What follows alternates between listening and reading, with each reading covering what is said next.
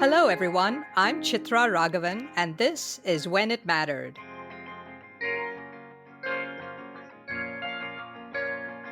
When It Mattered is a podcast on how leaders deal with and learn from adversity. This episode is brought to you by Good Story, an advisory firm helping technology startups find their narrative. My guest today is the renowned physician, author, and journalist, Dr. Lisa Sanders. She's Associate Professor of Internal Medicine and Education at the Yale School of Medicine. Many of you know Dr. Sanders from her two globally popular New York Times columns about medical mysteries, Diagnosis and Think Like a Doctor. The Diagnosis column inspired the hit Fox television series House MD, for which Sanders served as a technical consultant.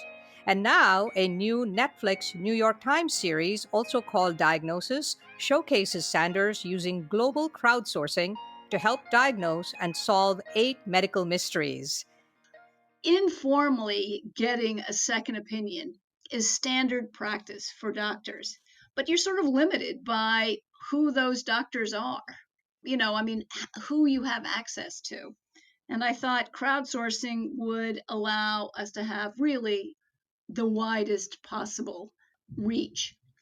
Also, I thought it would give us an opportunity to let people besides doctors weigh in. There's lots of ways to know things. Sanders' new book, Diagnosis Solving the Most Baffling Medical Mysteries, is a compilation of 50 stories from her column. Dr. Sanders, welcome to the podcast. Hi, thanks so much for inviting me, Chitra. You majored in English in college at William and Mary, and you wrote for your school paper, The Flat Hat. And after you graduated, you became a television news producer. So, what prompted you to give up television and go to medical school?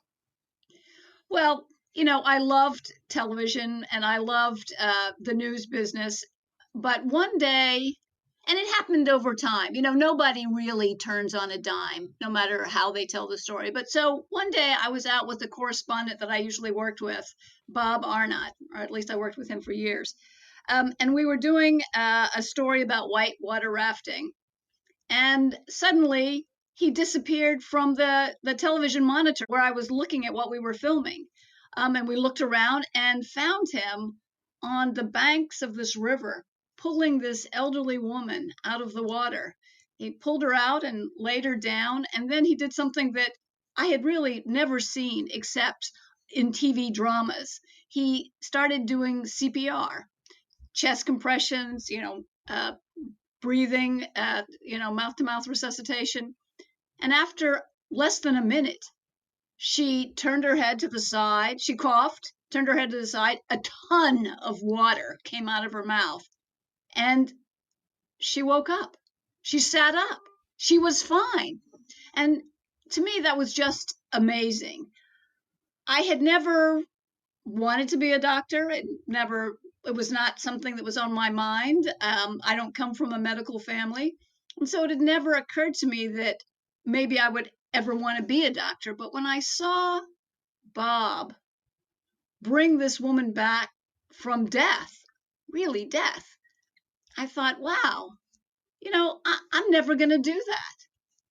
And it had never occurred to me that I wanted to do that, but it did sort of plant the idea in my mind that I would like to do that.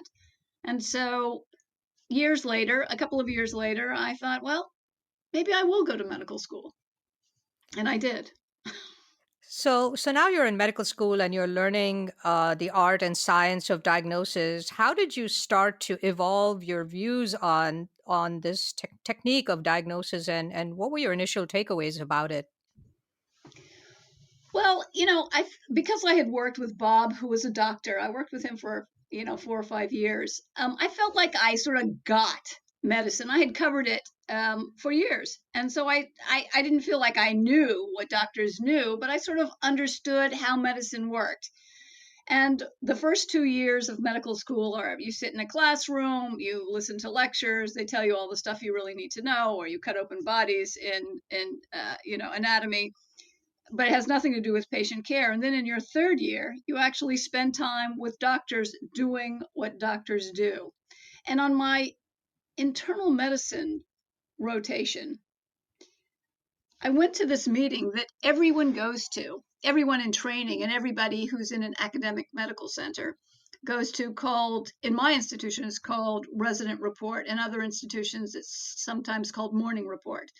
But at the heart of this meeting is a patient whose case is presented to we, the learners, the same way it presented to the doctor who admitted this patient. So it starts off with what we now call the chief concern, which we used to call the chief complaint. That is, why did the patient come to the hospital? And then we hear what their story is as they told it, and the additional information and their past medical history and the physical exam. And we, sitting in that room, hear about the patient's story as it came to the doctor who saw them. Patients don't come with a diagnostic label on them. And often you have to put everything together to figure out what's going on, especially if they're sick enough to come to the emergency room. I mean, sometimes it's not hard. A guy comes in, he's in his mid-50s, he has crushing substernal chest pain, and he's drenched in sweat. And you think, this guy's probably having a heart attack. So sometimes they're easy, but often it's a puzzle. It's a mystery that has to be solved. And so I didn't know that. I thought that diagnosis was like math. 4 times 6 is always 24. So fever and a rash is always fill in the blank. But it turns out it's not. It's not always one thing or the other thing. There are a lot of possibilities, and you have to figure out which is the right one. And that was different. I never knew that. And you also said, which I thought was very interesting, that writing up these diagnoses was like an art of storytelling, and that's what you were doing. You were finding out and telling the story of the patient. How did you get from doing that in these medical reports to writing and telling stories for the New York Times?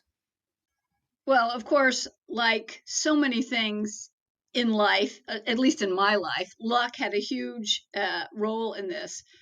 One of my acquaintances had recently gotten a job at the New York Times Magazine, and he was a young guy. He called me because I was literally the only doctor he knew. And so he said, Lisa, what kind of stories can doctors write?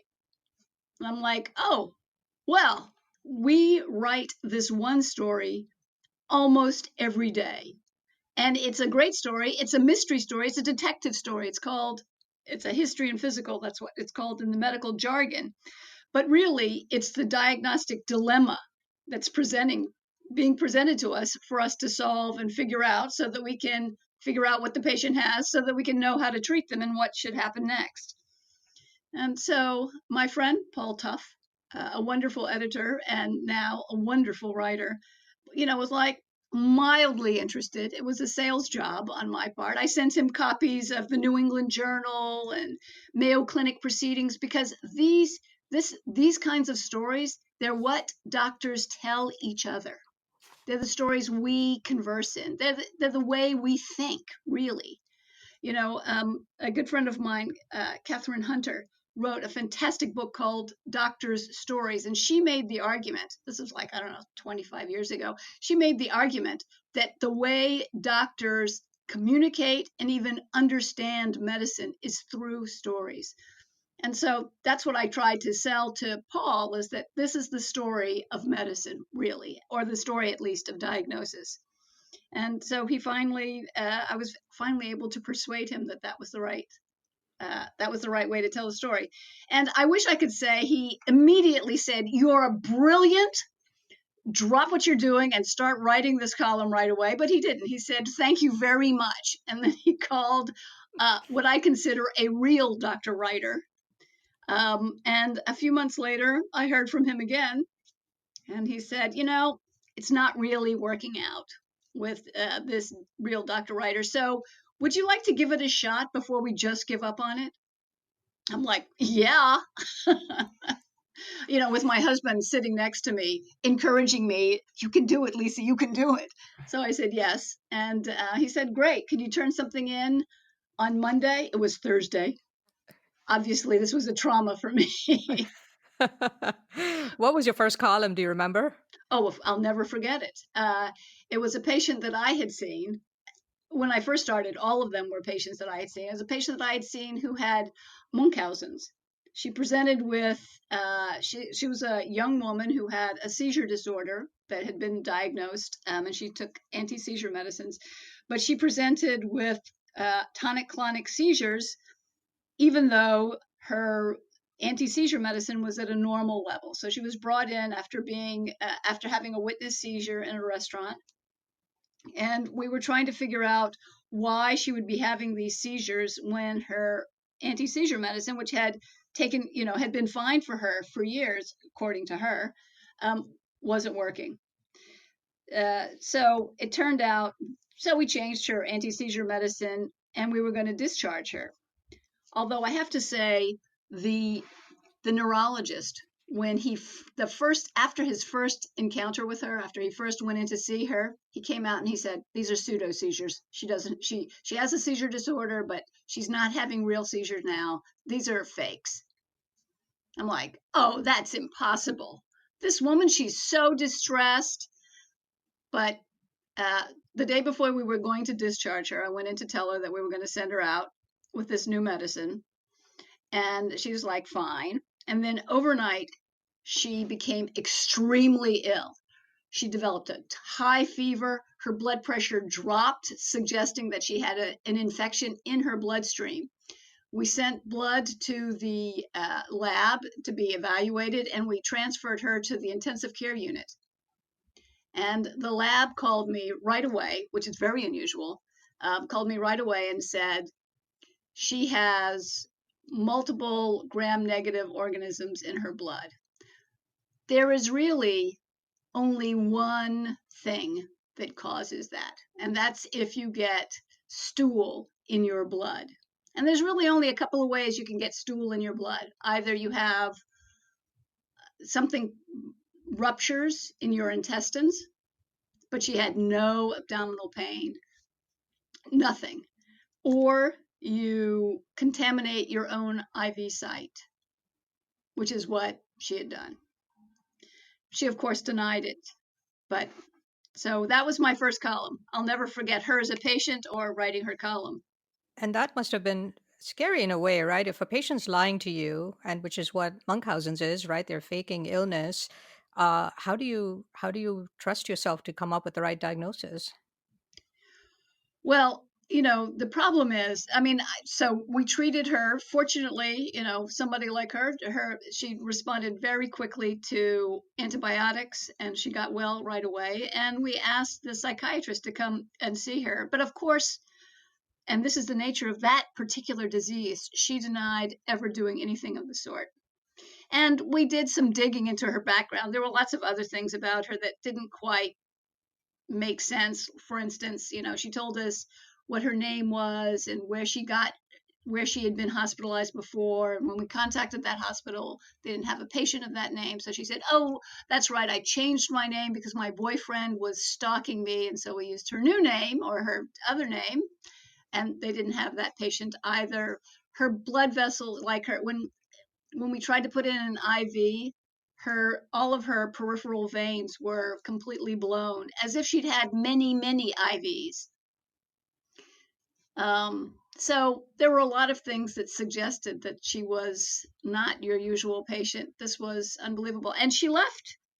We discharged her when she was better. She left absolutely affirming that she had never done this to herself, and that she was very hurt that we accused her of this. And yet, we got a CAT scan to look for any evidence of any perforation. She didn't have one. She didn't have any evidence of that. So I think we were right. And it's sad. I don't, you have I think it's a pretty terrible comment on your life when you feel best when you're being cared for in the hospital. It's not a good, it's not a good, it's not a good message about your life outside the hospital. In one of your early New York Times pieces, you wrote about your own efforts to find out the cause of your sister's death, and I understand she was an alcoholic. What was that journey like, and how did that change you as a doctor and a diagnostician? people die in the hospital. That's one of the bad things that happens in the hospital. And so everybody gets a lot of experience telling the next of kin about this terrible event. And so often people would say, how did they die? And it always seemed, I mean, if they got hit by a car, that's one thing, or shot, then a perfectly healthy person suddenly dies. I understand that, but often these are people who had medical issues to begin with. I mean, that's why they're in the hospital. And so I always thought it was sort of strange that this desire to know specifically, exactly, and often in ways that we couldn't possibly know what happened to bring this person over to beyond what their body could tolerate so that they died. I thought it was odd. And then when my sister died, I had the exact same feeling. She was not a perfectly healthy individual. She liked to present herself that way, but she was a smoker, and she had very significant alcohol abuse problems and consequences from that. But I don't know, when I heard about how she died sitting by the swimming pool with a beer and a pack of cigarettes next to her in the late morning.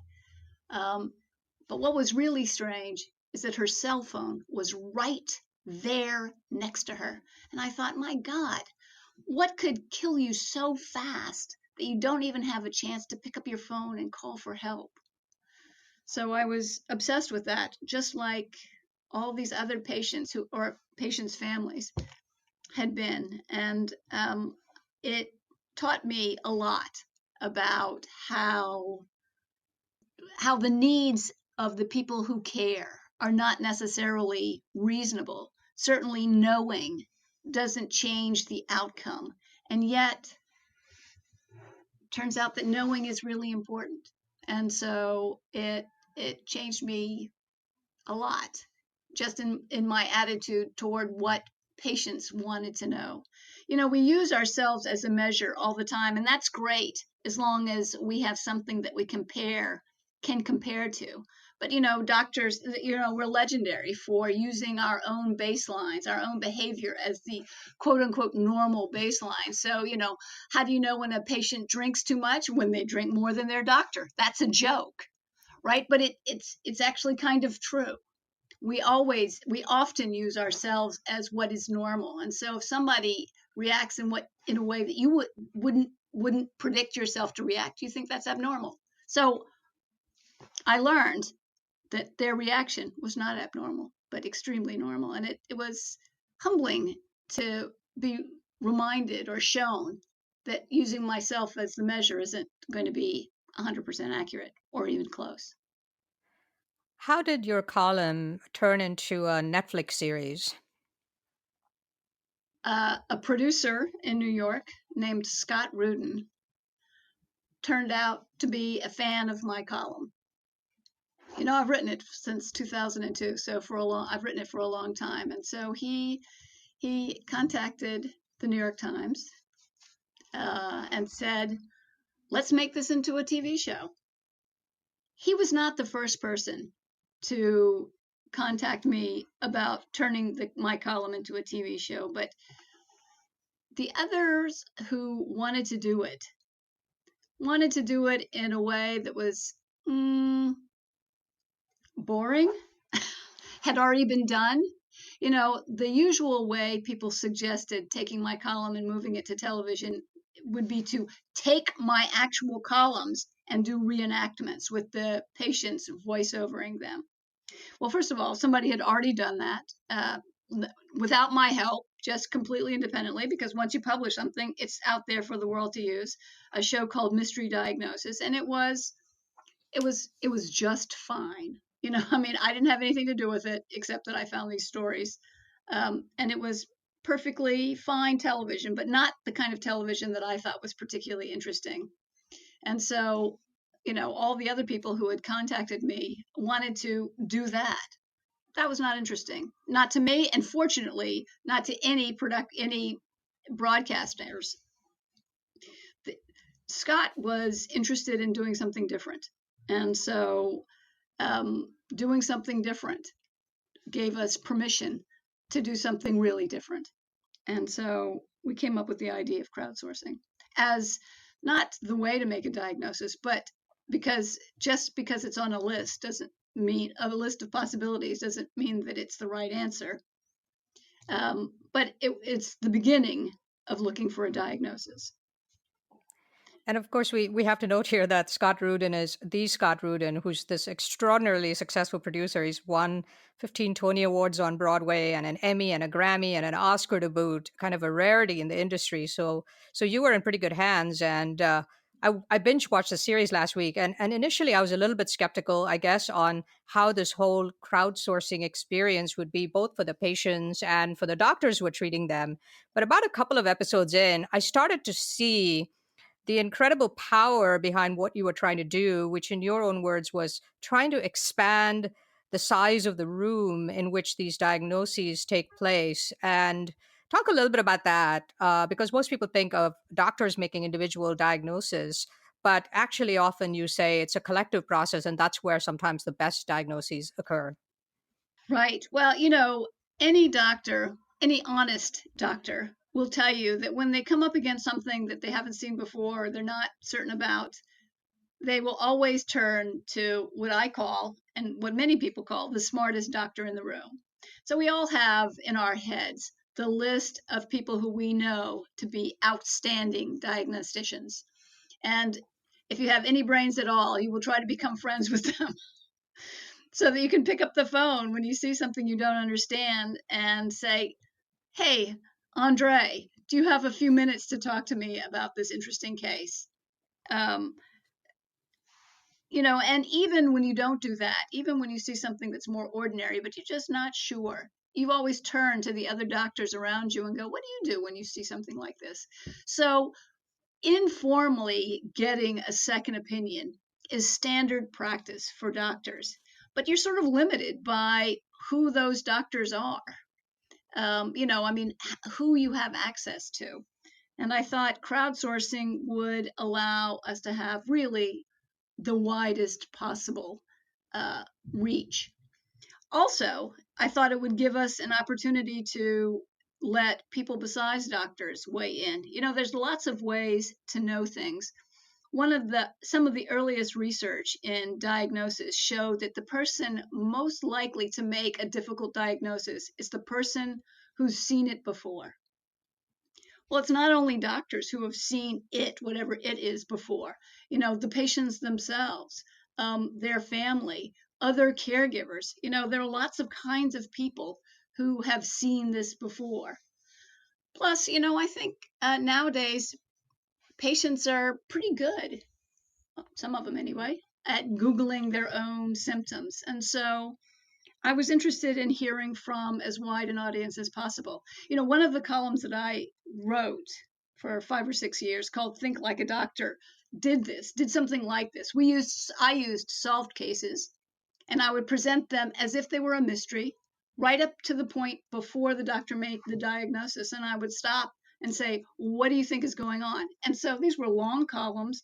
I embedded medical records, de-identified, of course, and people would go through them, and it was really amazing. You've also gotten some criticism for taking this approach of global crowdsourcing, in essence, allowing not just doctors, but other lay people to speculate on what these conditions might be. What do you think of those criticisms? I don't know why people would be against getting as much data as possible. Just because somebody suggests something, it doesn't mean that I or the doctor or the patient have to follow it. And I think acknowledging that there are different types of knowledge and different levels of understanding, that's what we're doing with this crowdsourcing. We're acknowledging that there are different ways to know the same kind of information. So I I think one of the reasons that people criticize that is that they think it devalues what the doctor does. I disagree. It's the doctor. You can make a suggestion, and patients often do. Patients often say, I think I have X, Y, or Z. And you can either agree with them or disagree with them, but you listen to them and hear what they have to say, because it might tell you something about who they are and how they understand the world. But I don't think it's any different to open this up broadly. It seems, I don't know, it seems like an empowering thing to give patients and family the opportunity to exhibit their very real knowledge on a topic. So I understand that it's new and different, and people don't like new and different, or some people don't like new and different. But I think it's an experiment worth trying. Now, what I don't think is I don't think that crowdsourcing like this, global crowdsourcing, is going to be the way people make diagnoses. To me, it was more of a metaphor than an actual practice. I think it would be very hard to implement something like this on a regular basis to use routinely with patients. I mean, we all do it in our own way. One of the people that I wrote about, this marvelous doctor in Minnesota, would have what he called diagnostic flash mobs. So when he had an interesting or difficult patient coming to see him to get a diagnosis, he would send out an email to, his 50 or so colleagues and say, Thursday at 4 or whatever, I'm going to present this patient. I would love to get your input. And, whoever was free then, who was interested, would come, and they would walk through, talk through, think through a patient as they presented. So, we use this in various versions. I think people are just upset that I invited patients in to the conversation as well. I watched the series last week, and I was so it's pretty nerve-wracking to watch, because some of these stories are not only heart-wrenching, but you're in the room with these patients as they're having these very rare disorders. You have someone like Angel, who at age 23 has such extreme muscle pain that she can't move, or Sadie at age 7, who has this facing this devastating brain procedure for her frequent seizures, which might involve losing half her brain, or Willie at age 56, who's like literally losing his memory day by day, or Kamaya at age 6, who has seizures that make her go limp like up to 300 times a day. These are just some of the examples. And what I felt like was, if you're an average patient, let's just call it that for a minute, who has pretty much one of these, we know so much about medicine, and if you have one of those conditions that known to doctors, uh, then you're in pretty good shape. But if you have one of these rare disorders, then good luck to you, because some of these patients have been battling these extraordinarily difficult conditions for almost more than a decade in some cases. Right. I mean, I think it is hard to watch it. You can only imagine how hard it must be to live it. And because because I've written this column for the New York Times, I've gotten letters, usually I get 5 or 10 a week. Recently, I've gotten a lot more, but of people who are so frustrated for one, because they have symptoms that people have not been able, the doctors they've gone to see have not been able to diagnose. Or I think just as commonly, people have gotten a diagnosis, but either they don't like the diagnosis or they don't believe the diagnosis. I mean, Lachey is a perfect example of that.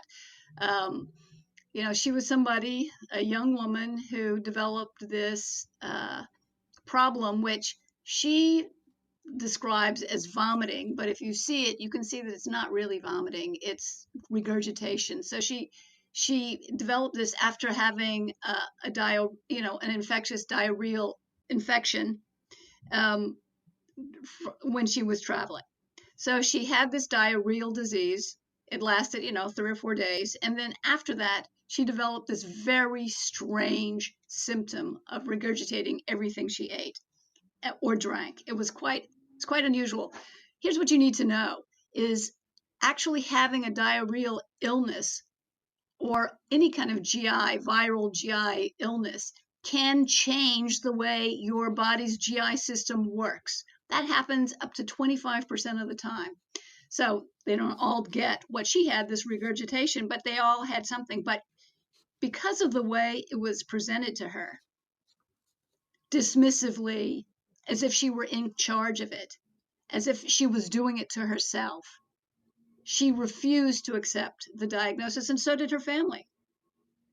So I would get a lot of these different kinds, these emails of people who either don't have a diagnosis or don't like the diagnosis or don't accept the diagnosis. And the diagnosis isn't always right. So sometimes they're right to do it. So I knew that there was a need to have this addressed in some way. And I feel like this show allowed us to talk about some of those difficult diagnostic dilemmas and what happens to those people. I think it's a very lonely feeling. People would often write to me and say, that how isolated they feel, like how alone. From their perspective, all of their friends go see a doctor. The doctor says, "Oh, you have this," and gives them a pill, and then they're fine. That's the perception. When you're different, you feel alone. That was one of the unexpected benefits that I found was so touching in the series was this release from the sense of isolation and this knowledge that all of a sudden they had a global community, someone they felt actually cared for them, and a couple of them, one of them actually traveled. Kamaya and her family actually traveled, and her mom actually traveled halfway around the world to meet another 12-year-old boy just to see what his life was like. And did you ever anticipate the depth of the emotional bonding and comfort that would come from this series? No, I mean, and really, you know, that one in particular, that episode in particular changed. I mean, it changed our sense of what we were doing because when we started filming Kamaya, she still didn't have the diagnosis. And so we knew that she'd been to see the NIH and the NIH hadn't been able to do anything. And so we were going to see if the crowd could provide her an answer. But actually, the NIH had come up with something. They had, I don't know, there was a delay in them letting her know. And so what Kamaya's mom found out is that Kamaya, her beautiful baby, had this extremely rare genetic abnormality. And so we decided, uh, Kamaya's mom, we said, well, what can we do now? Now that you have an answer, what can we do? And she said, I want a village. Everyone says, Hillary Clinton says it takes a village to raise a child. I don't have that village. Everybody looks at my child like she's odd, and she is. I need my own village. And so we put her case out there and asked for people who knew something like this to contact us and let us create a community for her. And that's what we did. And so the child she went to visit in Denmark had not only the same genetic abnormality that she had, but the same presentation. And so really there are only 2 or 3 people in the world that we were able to find, or that the NIH was able to find, with a similar presentation. And so she went to see, a third of her community by going to visit this boy. And what was interesting about that is that she was able to see, and her mother was able to see how the disease progresses. For instance, in the boy, Altus, who was 12, there were fewer seizures, but they could last as long as 5 minutes. Whereas with Kamaya, in the state that she's in now, they last a few seconds. And so at one point, it makes her mother stop and sort of take stock of the situation and say, 5 minutes, that is a very, very long time. But it also helps patients like that and their families plan for the future, right? To know what's coming down the pike, especially in these rare disorders. Right. And Kamaya's mom was very concerned about that. Like, what does the future hold? I mean, and when she saw these episodes, they scared her. You could hear Kamaya breathing, but, her thought is, if everything's losing strength, is she going to keep breathing? Is her heart going to keep beating? I mean, is she going to die when she has one of these episodes where she just goes limp? Is everything going to stop working? And I think it was reassuring to her in some ways to see that there were children who lived well beyond, Kamaya was 6, the young boy was 12. So going to live at least that long. And I think it's important to know what the future holds. That's one of the important purposes of getting a diagnosis, is to understand what the future holds. I just want to stay with Kamaya for a minute for one last question because it was such an extraordinary case. Because it wasn't just her family suddenly, she and her family feeling connected by understanding there were other people out there. But I realized often it's scientists who are working often for decades on these problems without knowing, and they're working on it from an academic and clinical perspective without understanding that there are actually patients out there who could benefit from this rare disease. And I think it was in this case where you saw Dr. Andrea Meredith of Meredith Labs, who actually bursts into tears when she realizes, wow, there's someone I can actually help. I've spent my entire career on this very narrow scientific research on this very rare disorder, and there's actually an outcome that could be positive. Yeah, that was amazing. You know, to see, to find out. I mean, no one, certainly nobody on my team, expected that we would find someone who was doing this exact research. I mean, that was amazing. That was well beyond anything we had hoped for. But I think it's a source of hope, and it might not, as her mom says, it might not help Kamaya, but it's good to know that it might help somebody in the future. Might help Kamaya. We hope it helps Kamaya, but she accepts that it might not. You also saw the darker, what you call the darker side of crowdsourcing in the case of that a teenage patient, Lachey, who was the crowd diagnosed with potentially having that regurgitation syndrome. And some of the comments that were coming in were very negative because often, as you said, with teenage girls particularly, these types of conditions and problems are associated with bulimia and things like that. And you kind of saw the darkness of some of those comments coming in. Well, I actually learned a lot from Lachey's case. First of all, I thought, well, maybe bulimia could present this way. And I got so many emails that said, "Are you kidding? Nobody who has bulimia goes to the emergency room. Don't be ridiculous." And I thought, oh, yeah, that's probably true. Um, so, and why? I don't know why she got such a rude reaction from so many people. I mean, I guess because she's a beautiful girl. She looks, when she's not acutely suffering, she looks like she's fine. I don't know why that makes people crazier than somebody else, but it clearly did. And there was so much hostility directed at her. It was shocking to me that she was treated so badly. Um, but that was a small minority of the responses. Most of the responses were very kind and thoughtful and caring and concerned. Um, that it was even a small percentage was shocking and kind of upsetting. But really, the vast majority of people who responded to her suffering and accepted that she was suffering. Many people who had what she was diagnosed with, rumination syndrome, reached out and described their own journey of accepting this diagnosis, which is always difficult, and the treatment, which is not pleasant at all. But she got a lot of support from that. You talk a lot in the series about the lack of salesmanship, for lack of a better word, that in how doctors break bad news to patients. And you told me that you had a similar experience with your dad when he found out about your mom's health and how that news was broken to him. Can you talk briefly about that? Yes. So my mother, one Christmas, developed a really bad cold or cough. I mean, she was a smoker, so she got this really bad cough. And when I left her, a couple of days after Christmas, she looked just awful, but she didn't want to go to the doctor, and she certainly did not want to go to the hospital. But on New Year's Eve, my father was finally able to convince her that she needed to go to the hospital. She was quite sick. He had to help her into the car and help her into the emergency room. And, she was taken in right away.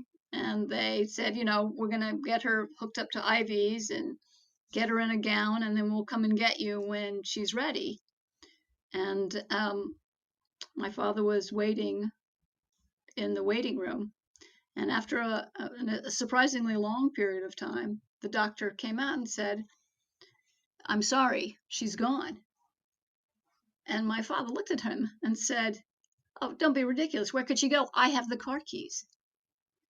And the doctor, at a loss for what to say next, just repeated, "She's gone." He couldn't bring himself to say the word died or dead or even passed away. Gone is all he could say. And it took a horrifyingly long time for my father to accept that, because it wasn't even on his mind. We thought she had a cough or maybe pneumonia. They didn't think, there was no idea that she could be at death's door. So that was, that taught me a lot about some of the important things in medicine. And one of the important things in medicine, perhaps one of the most important things in medicine, is to be able to communicate clearly and honestly and at a level that people understand you. I think that we didn't used to teach that at all. I think we have started teaching it. But let me just say, most doctors out in the world have either learned it on their own or happen to be gifted with this, or just continue to be terrible at communication. And that's terrible.